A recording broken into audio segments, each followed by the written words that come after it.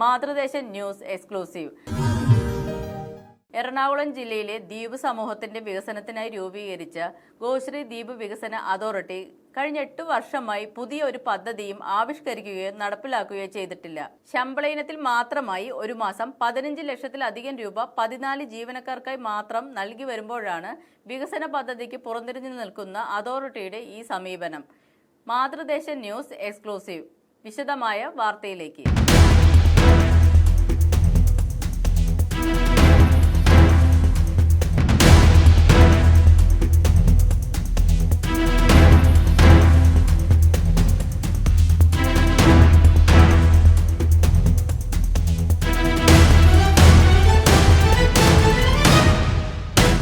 കല്ലാർപാടം, താന്തോന്നിത്തുരുത്ത് തുടങ്ങിയ ചെറുതും വലുതുമായ ദ്വീപുകളുടെ വികസനത്തിനായി 1994 രൂപീകൃതമായ അതോറിറ്റിയാണ് ഗോശ്രീ ദ്വീപ് വികസന അതോറിറ്റി അഥവാ ജിഡ.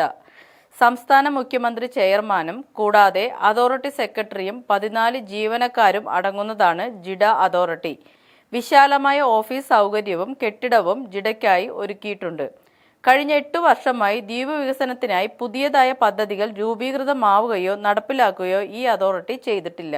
1993 കൊച്ചി ദ്വീപ് സമൂഹത്തിൻ്റെ വികസനത്തിനായിട്ട് രൂപീകരിച്ചാണ് ഗോശ്രീ ഡെവലപ്മെൻറ്റ് അതോറിറ്റി. പുതിയ കണക്കുകൾ പ്രകാരം 404 കോടി രൂപയോളം ഗോശ്രീയുടെ കൈവശമുണ്ടെന്നാണ് കാണിക്കുന്നത്.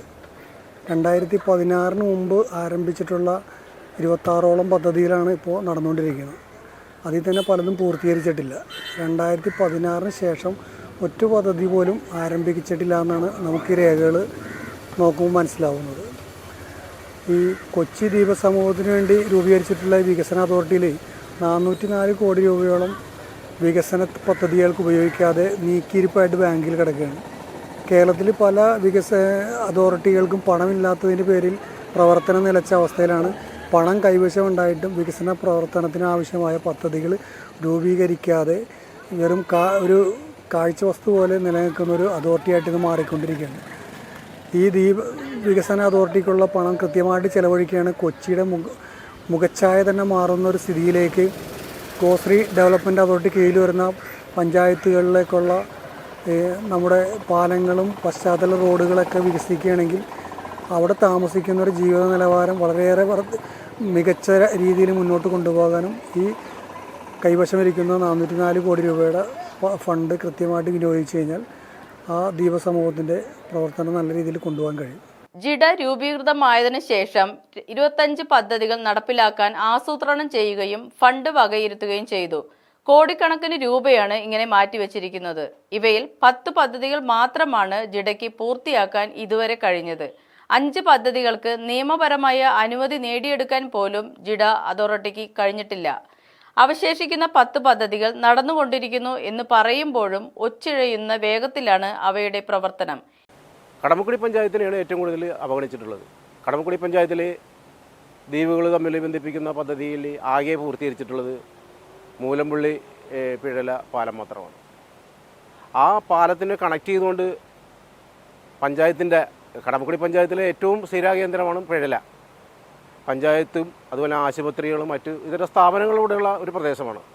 ആ പ്രദേശത്തേക്കുള്ള ഒരു കണക്റ്റഡ് റോഡ് നിർമ്മാണത്തിന് വേണ്ടി 350 മീറ്റർ വരുന്ന റോഡിൻ്റെ നിർമ്മാണത്തിന് വേണ്ടി കഴിഞ്ഞ 3 കൊല്ലമായിട്ട് പദ്ധതി രൂപീകരിച്ച് 4 കോടിയോളം രൂപ ഈ മൂലമ്പള്ളിയിൽ നിന്നും പിഴല ദ്വീപിലെ പ്രദേശത്തേക്കുള്ള 350 മീറ്റർ വരുന്ന ഒരു കണക്റ്റഡ് റോഡിൻ്റെ നിർമ്മാണത്തിന് വേണ്ടി നീക്കി വെച്ചിട്ട് ഇന്നേ വരെയും അതിൻ്റെ പണി പൂർത്തീകരിച്ചിട്ടില്ല. പറഞ്ഞിട്ടുള്ള ഈ മാർച്ച് 31-നുള്ളിൽ പണി പൂർത്തീകരിക്കുമെന്നാണ് പറഞ്ഞിട്ടുള്ളത്. പക്ഷേ അതിൻ്റെ നിർമ്മാണം ഇന്നും പാതി വഴി കിടക്കുകയാണ്. ജിഡയുടെ മെയിൻ ലക്ഷ്യം പദ്ധതിക്ക് പണം ആരംഭിച്ച് കൊടുത്തിട്ട് ആ പണം ഓരോ വർഷം എസ്റ്റിമേറ്റ് റിവൈസ് ചെയ്ത് കൊടുത്ത് കോൺട്രാക്റ്റുകാരെ സഹായിക്കുക എന്നുള്ളൊരു ലക്ഷ്യത്തിലൂടെയാണ് ജിഡ പ്രവർത്തിച്ചുകൊണ്ടിരിക്കുന്നത്. അതുപോലെ തന്നെ ചേന്നൂർ കോതാട് പാലമുണ്ട്. ചേന്നൂർ കോതാട് പാലത്തിന് 2015 പദ്ധതി ആവിഷ്കരിച്ചാണ്. 35.5 കോടി രൂപ അതിനുവേണ്ടി മാറ്റിവെച്ചതിന് ശേഷം വീണ്ടും 7 കോടി രൂപയോളം മാറ്റിവെച്ചിട്ട് ഇപ്പോൾ 42.5 കോടി രൂപ ഏകദേശം ജിഡ ഈ ചേന്നൂർ കോതാട് പാലത്തിന് വേണ്ടി വെച്ചിട്ടുണ്ട്. അതിനുവേണ്ടി സ്ഥലം ഏറ്റെടുക്കാനുള്ള നടപടികൾ ആരംഭിച്ചിട്ടുണ്ടായിരുന്നു. അതിനുവേണ്ടി വൻ സമരങ്ങൾ ഒക്ടോബർ മാസങ്ങളിൽ ഞങ്ങൾ സംഘടിപ്പിച്ചതാണ്. പക്ഷേ 17.726 വരുന്ന സ്ഥലം അവിടുത്തെ പ്രദേശവാസികളിൽ നിന്ന് ഏറ്റെടുക്കാനായിട്ട് ഗവൺമെൻറ് കഴിഞ്ഞ മാസം ഒരു ഉത്തരവുണ്ടാക്കിയിട്ടുണ്ടായിരുന്നു. അതിനുവേണ്ടി എല്ലാ സെക്ഷനിലെ റവന്യൂ ഡിപ്പാർട്ട്മെൻറ്റ് അതിനുവേണ്ടി പ്രത്യേക ഒരു തഹസിൽദാരെ നിയമിക്കുകയും എല്ലാ നടപടികളൊക്കെ പൂർത്തീകരിച്ചിട്ടുണ്ട്. പക്ഷേ ഇന്ന് വരെയും അതിൻ്റെ അകത്ത് പിന്നൊന്നും അവർ ചെയ്തിട്ടില്ല. യാതൊരു അനക്കവും അതിൻ്റെ അകത്ത് ഉണ്ടായിരുന്നില്ല. കടമക്കുടി പഞ്ചായത്തിലെ ഏറ്റവും പ്രശ്നമുള്ള സ്ഥലമാണ് ചേന്നൂർ കോതാട് പാലം.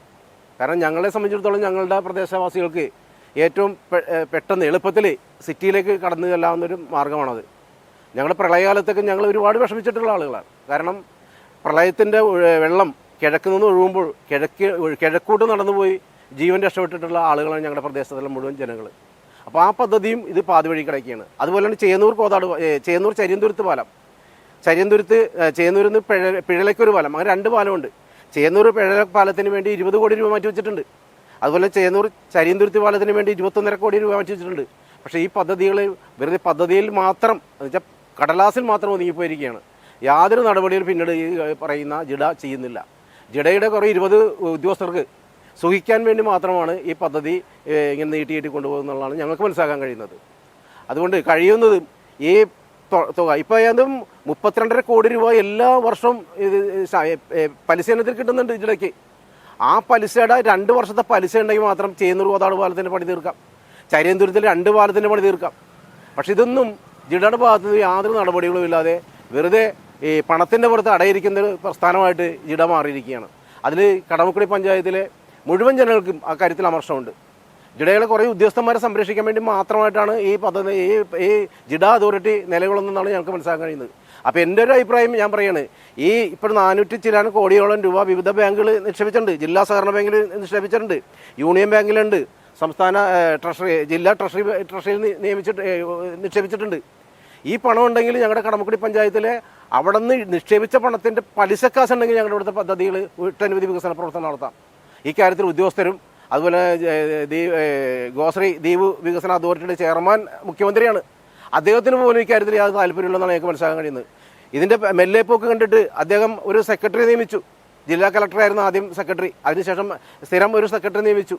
ഈ സെക്രട്ടറി ഉണ്ടായിട്ട് പോലും അവരെല്ലാം വെറുതെ ഇരുന്ന് മീറ്റിങ്ങും നടത്തിക്കൊണ്ട് പിരിഞ്ഞു പോയല്ലാണ്ട് യാതൊരു ഫലം ജനങ്ങൾക്കില്ല എന്നാണ് ഞങ്ങൾ ഇപ്പോൾ അനുഭവിച്ചുകൊണ്ടിരിക്കുന്നത്. തീർച്ചയായിട്ടും ഇക്കാര്യത്തിൽ അടിയന്തരമായിട്ടുള്ള നടപടിയുണ്ടാവും. ഞങ്ങൾ പറയുന്നത് ഈ ഗോശ്രീ ദ്വീപ് വികസന അതോറിറ്റിയുടെ കൈവശം ഇരിക്കുന്ന പണം വൈപ്പിൻ ദ്വീപ് സമൂഹങ്ങളിൽ പെടുന്ന പഞ്ചായത്തുകൾ, പ്രത്യേകിച്ച് കടമക്കുടി എന്ന് പറഞ്ഞ പിന്നോക്ക പ്രദേശത്തിൻ്റെ വികസനത്തിന് വേണ്ടി ഓരോ വിഹിതം അതാത് പഞ്ചായത്തിനെ ഏൽപ്പിച്ച് ഈ ജിഡ അതോറിറ്റി പിരിച്ചുവിടണമെന്നാണ് എനിക്ക് പ്രത്യേകിച്ച് പറയാനുള്ളത്. ഈ പദ്ധതികൾ എല്ലാം തന്നെ 2014 ഏപ്രിലിന് മുൻപുള്ളവയാണ്. അതായത് 2016 മുതൽ 2024 വരെ പുതിയ പദ്ധതികൾ ഒന്നും തന്നെ ജിഡ നടപ്പിലാക്കിയിട്ടില്ല. കണക്കുകൾ പ്രകാരം 403 കോടി 66 ലക്ഷത്തിൽ അധികം രൂപ ദ്വീപ് വികസന പദ്ധതികൾക്കായി ജിഡയുടെ കയ്യിൽ ഇരിക്കുകയാണ്. ജിഡ എന്താണെന്ന് വൈപ്പിങ്കരയിലുള്ള ആളുകളാണ് ഞങ്ങളെല്ലാം. പക്ഷേ ജിഡ എന്താണെന്ന് ഞങ്ങൾക്ക് ഇപ്പോഴും വ്യക്തമായിട്ട് അറിയില്ല. ജിഡയുടെ എന്തെങ്കിലും പ്രവർത്തനങ്ങൾ നടന്നതായിട്ടും ഞങ്ങൾക്കറിയില്ല. ജിഡ ഒരുപാട് കാര്യങ്ങൾ ചെയ്യുന്നുണ്ടെന്ന് പറയുകയും ലക്ഷക്കണക്കിന് രൂപ അതിനുവേണ്ടി മുടക്കുന്നുണ്ടെന്ന് പറയുകയും അതിൻ്റെ ഉയർന്ന തലങ്ങളിലിരിക്കുന്ന ഉദ്യോഗസ്ഥന്മാർക്ക് ലക്ഷങ്ങൾ ശമ്പളം കൊടുത്തിരുത്തിയിട്ടുണ്ടെന്നൊക്കെ പറയുമ്പോഴും വൈപ്പിങ്കരെ സംബന്ധിച്ച് ഓരോ വർഷവും വൈപ്പിങ്കര താഴ്ന്നുകൊണ്ടിരിക്കുകയാണ്. ഇപ്പോൾ ഈ കഴിഞ്ഞ വേലിയേറ്റത്തിന് തീരദേശത്തുള്ള ആളുകളുടെ വീടുകളിലേക്ക് വെള്ളം കയറുകയും അവരെല്ലാം അവിടെ നിന്ന് മാറി നിൽക്കേണ്ട ഒരവസ്ഥ വന്നു. അതോടൊപ്പം തന്നെ ഇവിടെ മണിമാളികളും വലിയ കൊട്ടാരങ്ങൾക്കെല്ലാം അനുമതി കൊടുക്കുമ്പോൾ വൈപ്പിങ്കരയിലുള്ള ആളുകളുടെ തീരദേശത്തുള്ള വീടുകൾ, അതോടൊപ്പം തന്നെ കണ്ടത്തിൻ്റെയും പാടത്തിൻ്റെയും തോട്ടറമ്പത്തൊക്കെ നിൽക്കുന്ന വീടുകൾ അവർക്കൊന്നും പഞ്ചായത്തിൻ്റെ അനുമതി പോലും കിട്ടിയിട്ടില്ല. അതിൻ്റെ തീരദേശ നിയമം ബാധകമാണ്. പക്ഷെ മറ്റുള്ള കാര്യങ്ങൾക്ക് വലിയ വലിയ കെട്ടിടങ്ങളും റിസോർട്ടുകളും വരുന്നതിന് ബാധകമല്ല. ഇപ്പോൾ ജിഡ ചെയ്യേണ്ട ഒരു കാര്യം എന്ന് വെച്ചാൽ ഇവിടെ ഇപ്പോൾ ഓരോ ദിവസവും വെള്ളം കയറി താഴ്ന്നുകൊണ്ടിരിക്കുന്ന ഈ വീടുകളെ ഉയർത്താനുള്ളൊരു നടപടിയെങ്കിലും ചെയ്യണം, അല്ലെങ്കിൽ വെള്ളം കയറാതിരിക്കാനുള്ള സാഹചര്യങ്ങൾ. കഴിഞ്ഞ 8 വർഷമായി ജിഡ 1 രൂപ പോലും ദ്വീപുകളുടെ വികസനത്തിനായി ചെലവാക്കാതിരിക്കുന്നു. തന്നെയുമല്ല, ജിഡയുടെ ജീവനക്കാർക്കായി 15 ലക്ഷത്തോളം രൂപ മാസാമാസം ചെലവാക്കുന്നുമുണ്ട്. 10,000-കണക്കിന് സാധാരണക്കാർ ജീവിക്കുന്ന വിവിധ ദ്വീപുകളുടെ അടിസ്ഥാന വികസനത്തിന് ഉതകുന്ന പദ്ധതികൾ ആസൂത്രണം ചെയ്ത് നടപ്പിലാക്കുവാൻ ഇനിയെങ്കിലും ജിഡ അതോറിറ്റി തയ്യാറാകുമെന്ന വിശ്വാസത്തോടെ ന്യൂസ് ഡെസ്ക് മാതൃദേശം.